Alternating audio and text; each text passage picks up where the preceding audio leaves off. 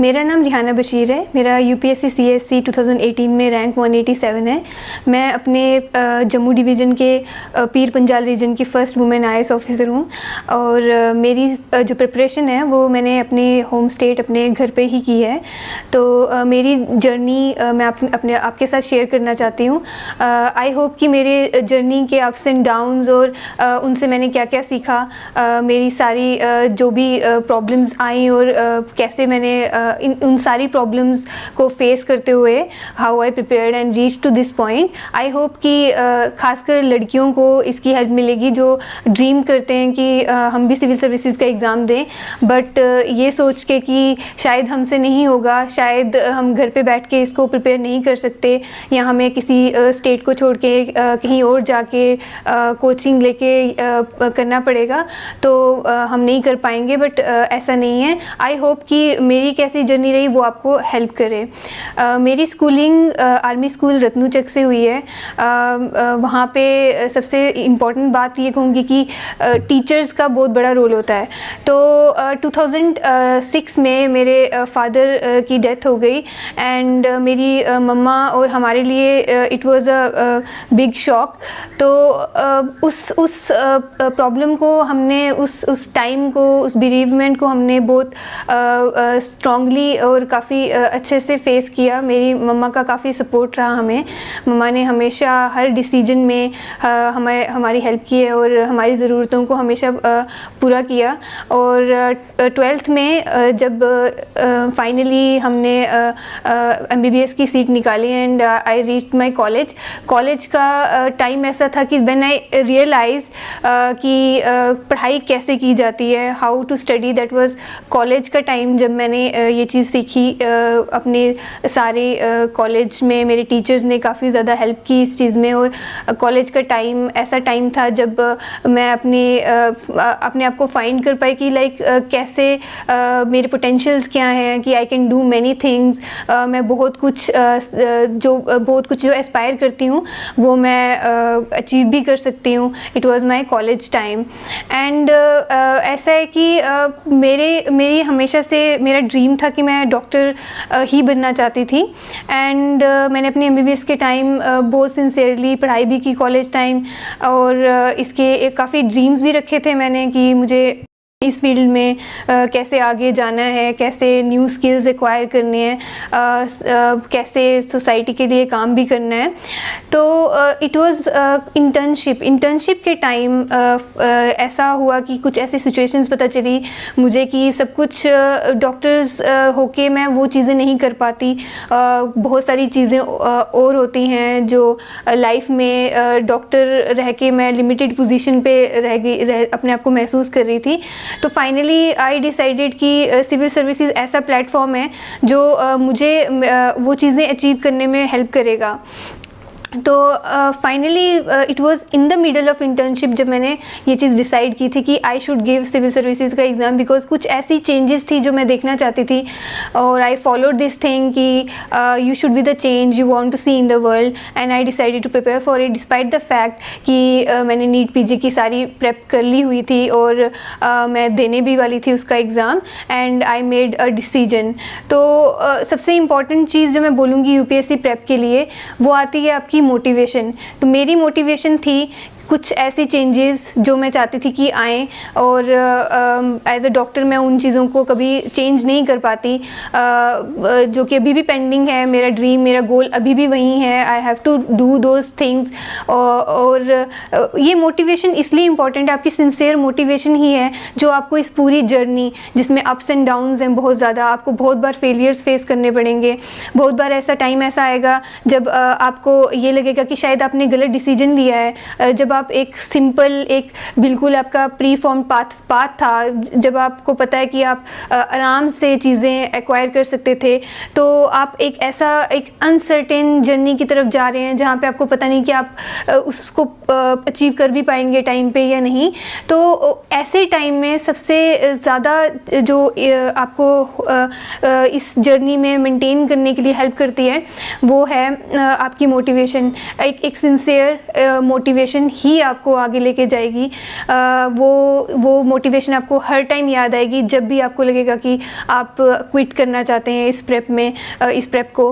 तो इसलिए एक अच्छी मोटिवेशन बहुत इंपॉर्टेंट है। तो find your motivation, it could be anything, it could be straight away service of the society, it could be to fulfill the dream of your parents, it could be anything, but it has to be a very strong motivation to keep you through the journey. And मेरी motivation जो थी वो कुछ beyond being a doctor, एक administration में कुछ changes की थी, और वो मोटिवेशन मुझे फाइनली हेल्प की। बिकॉज 2017 में जब मैंने नीट पीजी दिया था, I was getting my desired branch. I always wanted to do medicine and I was getting it, desired college I was getting it. But then 2018 का pre pass था और मुझे डिसाइड करना था कि should I leave the PG, counselling होने वाली थी, should I go for it और नॉट, और या फिर सिविल सर्विसेज का एग्ज़ाम दूँ। तो आई न्यू इट कि मेरा कॉन्शियंस कभी मुझे माफ़ नहीं करेगा अगर मैं अभी क्विट कर जाती हूँ। I had to make a decision, और वो जो रिस्क उस टाइम ली थी, अगर मैंने नहीं ली होती तो आज मैं यहाँ नहीं होती। तो I took the decision, I left मेरा नीट पीजी का काउंसलिंग मैंने नहीं ज्वाइन की, and I gave this exam 2018 का pre, and finally I am here qualified with 187 rank. and ये चीज़ है कि आप लाइफ में आपको बहुत बार ऐसे सिचुएशंस आएंगी जहाँ पे डायलेमा क्रिएट होगा, जहाँ पे आप सोचेंगे कि आपको बहुत इजी चीज़ मिल रही थी, आपको सभी बोलेंगे कि you have this thing, why are you leaving this thing, क्यों छोड़ रहे हो इसको, बाकियों को नहीं मिलता है। तो बट अगर ऐसा है कि एक जज्बा, एक पैशन अगर आपके पास है, you want to do this, you should go for it, take the risk. Because अगर आप ऐसा नहीं करेंगे तो आप अपने साथ जस्टिस नहीं करेंगे, आप जो ऑलरेडी जो चीज़ जिसको आप छोड़ने वाले हैं उसके साथ भी जस्टिस नहीं करेंगे उसको कंटिन्यू करके, क्योंकि आपका जो पैशन है वो कुछ और है, वहाँ पे आप सबसे बेस्ट कर सकते हैं। तो follow your dreams, follow your passion, take the risk and be courageous, क्योंकि ये काफ़ी हेल्प करेगा आपको आगे। मेरी प्रेप के टाइम ऐसा है कि कभी लाइफ स्मूथ नहीं रहती है, आपकी लाइफ में डिफरेंट टाइप्स के स्ट्रगल्स आएंगे, B it health of your parent, B it your own health, या फिर अनटूवर्ड सिचुएशंस, जैसे कि कभी कभी पेपर्स लोगों के मिस हो जाते हैं, या फिर कोई भी सिचुएशन कभी भी आ सकती है। They come as a hurdle, they make you strong. तो आपको उनको फेस करना है। ऐसा नहीं कि सैडनेस आएगी, there will be moments of sadness, उनको उन मोमेंट्स को ओवरकम करना है, you will become a better person. ये जो सारा है, ये सारी की सारी चीज़ें at the end reflects in your personality. तो it will start from your motivation, the moment you decide to become a civil servant, वहाँ से स्टार्ट होगा आपकी पर्सनैलिटी में चेंजेस। जब आप फाइनली डिसाइड करते हैं, फिर then you go through the hurdles, go through the entire process, पूरे साल लग जाते हैं, 2 साल 3 साल, and this moulds your personality. But what matters the most is that कि आप पॉजिटिव आउटलुक रख पा रहे हैं या नहीं। तो पॉजिटिव आउटलुक, और हमेशा लाइफ को you are looking up to the life, तो बहुत हेल्प होगी। इसका एक दूसरी हेल्प भी है कि आपको पर्सनैलिटी टेस्ट में you will get very good ranking, because आप एक जेन्युइन पर्सनैलिटी के साथ आएंगे, एक ऐसी पर्सनैलिटी जो कि काफ़ी पॉजिटिव है, जो कि पूरे एनवायरनमेंट को हैप्पीनेस एंड एक पॉजिटिव आउटलुक देती है। And coming to my journey, back to my journey, मेरी प्रेप जो है वो मैंने घर पे की है। मैंने जो यूज़ है सबसे ज़्यादा इंटरनेट का किया है, but internet on end of होता था, तो मैं हार्ड कॉपीज़ निकलवा लेती थी चीज़ों की, and I use to study them at home. And मेरी सबसे इम्पॉर्टेंट जो मेरी प्रेप में जिस चीज़ का रोल रहा है वो है गाइडेंस का। तो ऐसा नहीं है कि you can do straight away, because एक पर्सन जो अचानक से डिसाइड किया जिसने कि सिविल सर्विसेज में आना है, उसको गाइडेंस की काफ़ी ज़रूरत होती है। तो internet is full of guidance. We have हमारे पास टॉपर्स के बहुत सारी नोट्स हैं, ब्लॉग्स हैं, स्ट्रेटजीज उन्होंने शेयर की हुई हैं। You should go through them and उससे एक जनरल आइडिया आपको लग जाएगा कि how you have to approach, आपको कैसे ऑप्शनल कैसे अपने कॉलेज टाइम में ही पढ़ लेना चाहिए, जीएस का कैसे रोज़ करंट अफेयर्स के साथ कंटैक्ट में रह के लिंक्स बनाना मल्टीपल, वो सब जो है वो आपको गाइडेंस से ही पता चल पाता है। मेरे लिए गाइडेंस मेरे भाई की फॉर्म में था। He was struggling already with his prep and I remember कि when he was struggling with his prep, तब मैं अपनी इंटर्नशिप कर रही थी। I was not into the civil services civil service की प्रेप में नहीं थी तब मैं। तो काफ़ी स्ट्रगल्स किए उसने। Even his ups and downs मेरे लिए ये बेनिफिशियल हो गया कि we were able to find out what to study and what not to study. तो सबसे ज़्यादा इंपॉर्टेंट होता है कि how do you filter things out, और वो जो फिल्टर है वो हिट एंड ट्रायल से ही आता है। और हिट एंड ट्रायल से जो इंसान मिस्टेक से सीखता है वो हम लोग शेयर करते हैं आपके साथ, and then you get to know कि क्या चीज़ पढ़नी चाहिए, कैसे पढ़नी चाहिए, और कैसे आप विदाउट हर्डल्स ये चीज़ कर सकते हैं। तो मेरे लिए गाइडेंस, और फिर गाइडेंस आई होप कि मेरी जो प्रेप है वो आपके लिए गाइडेंस बने आगे। तो घर पे कैसे करना है, इसके लिए ऐसे है कि आपको सबसे पहले you must plan a time table, एक प्लान पूरा चार्ट आउट करना है अपने पूरी प्रेप का कि आपको कब एग्ज़ाम देना है। This is the year I am going to give exam and मेरे पास इतना टाइम है। उस पूरे टाइम का बहुत जुडिशियस यूज़ करना है, बिकॉज लाइफ में कभी कोई भी प्रॉब्लम्स आ सकती हैं। But if you have a time table, you have a time plan, then you will be able to manage. चीज़ें मैनेज हो जाती हैं अगर टाइम प्लान हो, क्योंकि अगर एक इंसान विदाउट प्लान के इस चीज़ को कैरी ऑन करता है तो ऐसा हो जाता है कि ही और she may be able to do it. But अगर प्लान के साथ कर रहे हो तो काफ़ी जल्दी हो जाता है एंड काफ़ी ज़्यादा और काफ़ी रिवीजन का टाइम मिल जाता है। तो हैव अ प्लान, पूरा प्लान बनाओ कि कैसे इतने टाइम में I have to complete my optional, और इतना टाइम है मेरे पास पूरा जीएस करने का, मेंस कंप्लीट करने का, फिर आती प्री की प्रेप। तो for example there is a entire 1 year. तो इस 1 ईयर में आपको सबसे पहले जो है वो है आपका optional, you should focus on that, जो कि जिसकी प्रेप आई वुड से कि आपके कॉलेज टाइम में ही स्टार्ट हो जानी थी। You should be able to find out कि ऑप्शनल जो है वो आप अपने कॉलेज टाइम में ही ढूंढ लें और उसको काफ़ी सिंसियरली पढ़ें। बट इन केस आपके कॉलेज के बाद, जैसे कि मेरे केस में हुआ कि कॉलेज के बाद आपका डिसीजन बनता है सिविल सर्विसेज की तैयारी करने का, तो then again you should go through the optional का पूरा सिलेबस, पूरा ऑप्शनल के सिलेबस से गुजर के जाएँ और वो ऑप्शनल चूज़ करें जिसमें आप सबसे ज़्यादा कंफर्टेबल हैं। तो जैसे आप गुजर के जाते हैं पूरे सिलेबस में से एंड यू फाइंड कि आपको फ़िलासफ़ी काफ़ी ज़्यादा पसंद है, that you want to read it and आप काफ़ी अच्छे से पढ़े हैं, या फिर अपने कॉलेज में फ़िलासफ़ी पे ज़्यादा इंटरेस्ट दिया था, तो आपको वही सब्जेक्ट चूज़ करना है जिसमें आप सबसे ज़्यादा कंफर्टेबल हैं। क्योंकि अगर आप कंफर्टेबल सब्जेक्ट चूज़ करते हैं तो आप उसमें बहुत क्रिएटिव हो जाते हैं एंड उसमें क्रिएटिविटी की वजह से आपको मार्क्स अच्छे मिलते हैं। Don't go towards some subject जो आपको लग रहा है, आपको किसी ने बोला है कि इसमें बहुत अच्छे स्कोर आते हैं and it is tough for you, तो वैसे नहीं करना है। फाइंड अ सब्जेक्ट जिसमें आप इंटरेस्टेड हैं एंड उससे आपका ऑप्शनल काफ़ी जल्दी और काफ़ी अच्छे से तैयार हो जाएगा और आपको एज भी मिलेगी। And after that you should make notes, go through the question papers, see the pattern, पूरा पैटर्न देखो कि कैसे आ रहे हैं क्वेश्चंस काफ़ी सालों से, and there is always a pattern, find that out and prepare accordingly.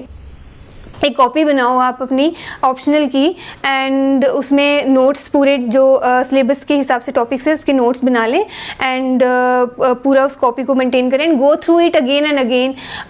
हर बार एक बार मेहनत लगेगी, फिर उसके बाद आपके लिए काफ़ी आसान हो जाएगा। When you go through revise things, तो बार बार रिवाइज करने से वो एक परमानेंट मेमोरी बन जाती है और आपके पास काफ़ी टाइम होता है एग्ज़ाम में क्रिएटिव होने का। एमबीबीएस के टाइम हम करंट अफेयर्स से काफ़ी दूर रहते हैं और हिस्ट्री, इकॉनमी, पॉलिटी ये सब जो है वो 10th में छूट गए होते हैं और हमें बिल्कुल इनका काफ़ी आइडिया जो है वो बिल्कुल रहा नहीं होता है। तो हमारे लिए, खासकर मेरे लिए सबसे ज़्यादा जो प्रॉब्लम आई वो आई जीएस को प्रिपेयर करने में। तो जीएस की प्रिपरेशन जो है वो स्टैंडर्ड बुक्स आपको मार्केट में मिल जाती हैं। तो मैंने एक तो स्टैंडर्ड बुक्स का यूज़ किया और इंटरनेट का यूज़ किया, बट क्योंकि इंटरनेट हमारे रीजन में कभी आता है और कभी जाता है तो काफ़ी प्रॉब्लम आ जाती थी और कभी कभी डिस्पेयर की फीलिंग भी आती थी कि अब क्या करें, अब हमारे पास मटेरियल नहीं है।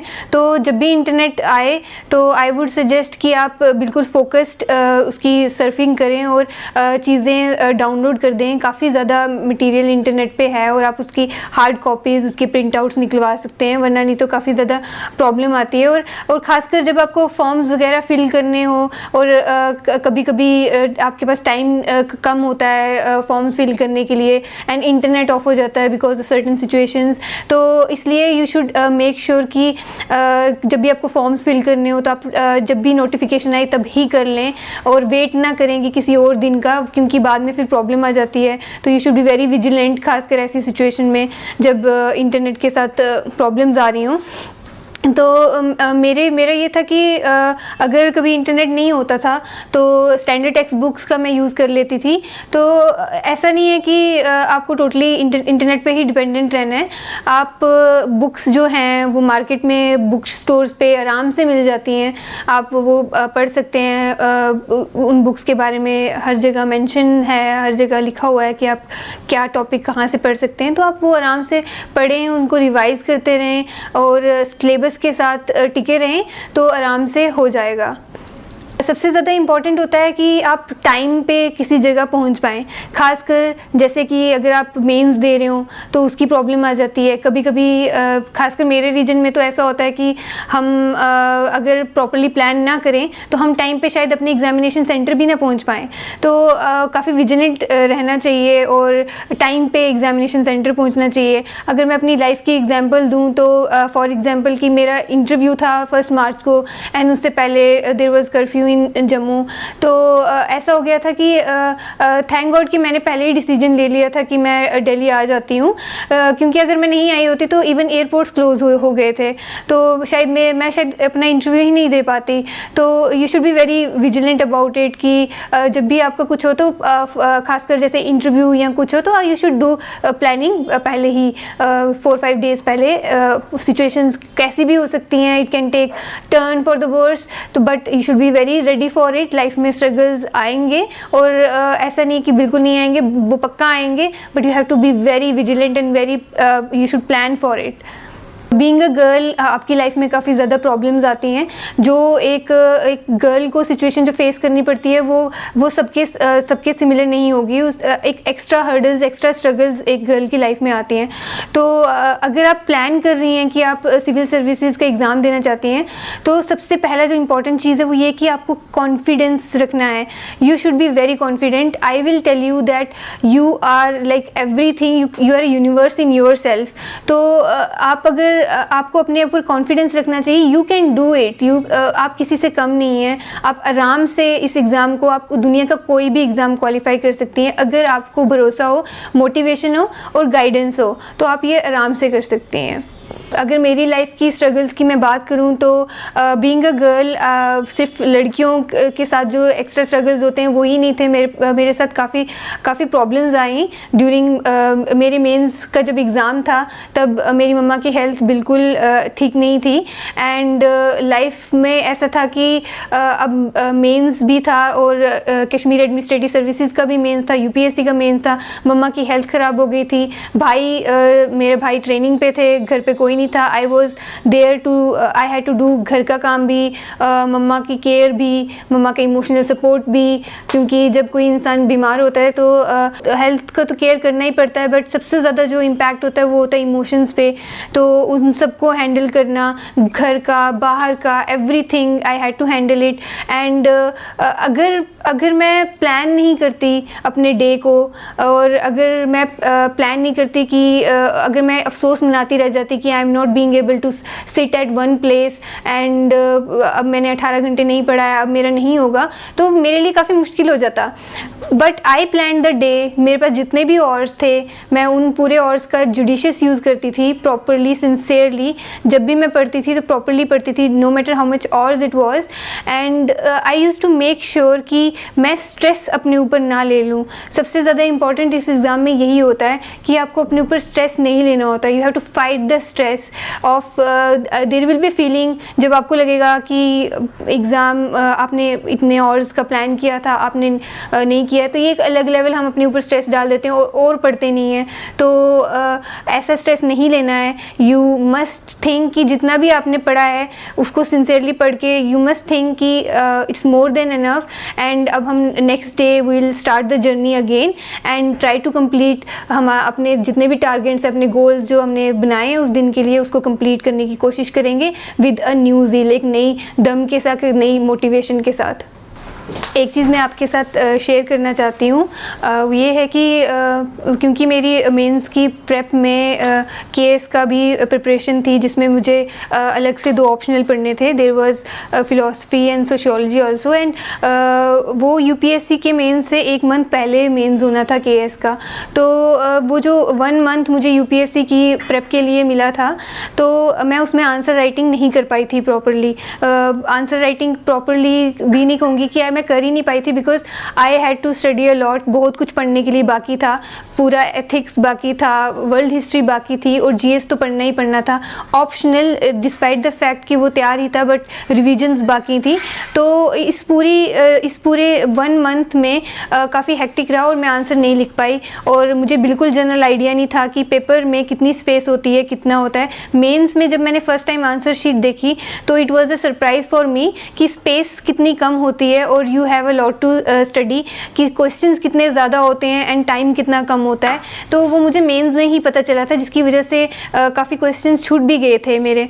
तो ऐसा था कि मेरी आंसर राइटिंग कॉलेज के टाइम ही बेटर थी, तो मैं बेटर कर पाई and it did not backfire. But अगर आप आंसर राइटिंग नहीं करते हैं और अगर आप एक एक साइमुलेशन में आंसर्स नहीं लिखते हैं एक पूरे पेपर की, तो इट कैन बैकफायर। तो आई वुड रिकमेंड, मैं आप लोगों को ये सजेशन दूंगी कि आप आंसर्स लिखें और ऐसे लिखें कि वो पूरा एक पेपर की सेटिंग में होना चाहिए, मीन्स 3 आवर्स, एंड जितने भी एक यूपीएससी में क्वेश्चंस होते हैं, सो दैट आपको पता चल पाए कि कितना लिखना है और कितनी जल्दी लिखना है और कैसे अपने ब्रेन को ट्रेन करना है कि आप रेलिवेंट चीज़ें ही अपने आंसर शीट में लिखें और टाइम पे लिखें, because every question matters a lot. और वो सिर्फ और सिर्फ आपकी एंट्री ही नहीं, आपके रैंक को डिसाइड करेगा, आपके कैडर को, आपकी डिज़ायर्ड ब्रांच को मैटर करेगा।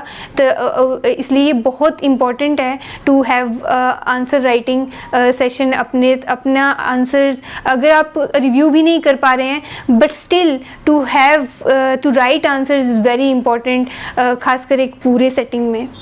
मैं एक और चीज़ मेंशन करना चाहूँगी कि मैंने टेस्ट सीरीज़ कोई ज्वाइन नहीं की थी, मैंने आंसर राइटिंग नहीं की थी टेस्ट सीरीज़ में। बट ये चीज़ मैं ज़रूर बोलूँगी कि आप अगर किसी गांव के इलाके से हैं जहाँ पे टेस्ट सीरीज़ अवेलेबल नहीं होती है और अफोर्डेबिलिटी का भी मसला होता है कि हर कोई अफोर्ड नहीं कर सकता टेस्ट सीरीज़, तो मैं उनके लिए ये बोलूँगी कि मार्केट में हार्ड कॉपीज़ मिलती हैं टेस्ट सीरीज़ की और वो काफ़ी सस्ती होती हैं, तो आप उनमें से गुजर के जाइए। It will give you a general idea कि आंसर कैसे लिखा जाएगा, एंड और ऐसा होगा कि उनसे सीख के उस पूरे जनरल आइडिया को उनको पढ़ के आप जो आंसर लिखने की कोशिश करेंगे, तो आप वैसे उसको एक बेंचमार्क ले सकते हैं और अपने आप को खुद इवैल्यूएट कर सकते हैं। अगर आपके आगे पीछे कोई इवैल्यूएटर नहीं है और आपको काफ़ी हद तक you will be able to improve a lot उन हार्ड कॉपीज़ को पढ़ के। और टॉपर्स की कॉपीज़ भी अवेलेबल होती हैं इंटरनेट पे, खासकर अगर आपको गांव में मिल रहा है इंटरनेट, इफ़ यू हैव जितना भी थोड़ा बहुत ऑन ऑफ जो भी, तो उसका प्रॉपर यूज़ करके you can go through the toppers की हार्ड कॉपीज़, उनकी कॉपीज़ से गुजर के आप जाइए और आपको जनरल आइडिया लग जाएगा कि आंसर कैसा होना चाहिए। तो आप बहुत अच्छे से एक आंसर लिख सकते हैं विदाउट इवैल्यूएशन, विदाउट अगर आप नहीं कर पा रहे हैं तो ये नहीं सोचना कि आप यूपीएससी का एग्ज़ाम नहीं दे पाएंगे बिकॉज आपने टेस्ट सीरीज़ ज्वाइन नहीं की थी।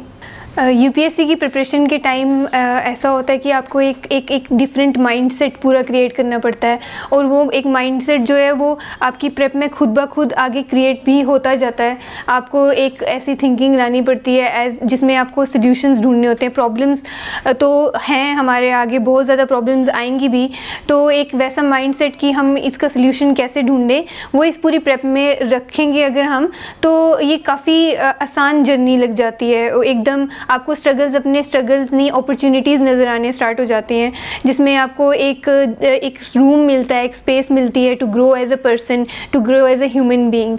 तो आप इसकी प्रेप में चाहे आप जीतें या हारें, चाहे आप इस एग्ज़ाम को क्वालिफाई कर पाएँ या नहीं कर पाएँ, ये एक चीज़ हमेशा ध्यान रखें कि आप ग्रो करते हैं as a person, as a human being. आप बहुत कुछ सीखते हैं, यू बिकम समथिंग जो सोल्यूशन ओरिएंटेड होता है, और लाइफ में हर प्रॉब्लम का सोल्यूशन आराम से ढूंढ लेता है। एक ऐसा पर्सन जिसकी पर्सनैलिटी काफ़ी अच्छी हो गई होती है, you gain a lot as a human being. There is nothing to lose in this prep. You definitely learn so many new things and you are able to function very good in society. ये इस prep की खूबसूरती है, इस पूरी journey की खूबसूरती है। सो अपने कभी अभी लाइफ में अगर कभी ऐसा भी होता है कि हम नहीं क्वालिफाई कर पाते हैं इसको, तो don't take it on the heart. Please always remember कि ये जो पूरी जर्नी है, it is suppose to make you a good person. हमारी पूरी लाइफ का गोल एक अच्छा ह्यूमन बीइंग, एक अच्छा फंक्शनल सिटीज़न, एक सोसाइटी को एक बून बनना है हमें। We have to become somebody who contributes to the society. So we have many ways to do that, and we should keep on finding it. ये जो struggles से, इन problems से solution ढूंढने का एक जो habit हमें इस पूरे process में आ जाती है, it helps us as a human being अपनी पूरी life में आगे भी, and it will help you a lot. और याद रखिएगा कि हर रात के बाद सवेरा होता है। आज नहीं तो कल आपका सपना ज़रूर पूरा होगा। You will definitely reach your goal. All the best. Thank you so much.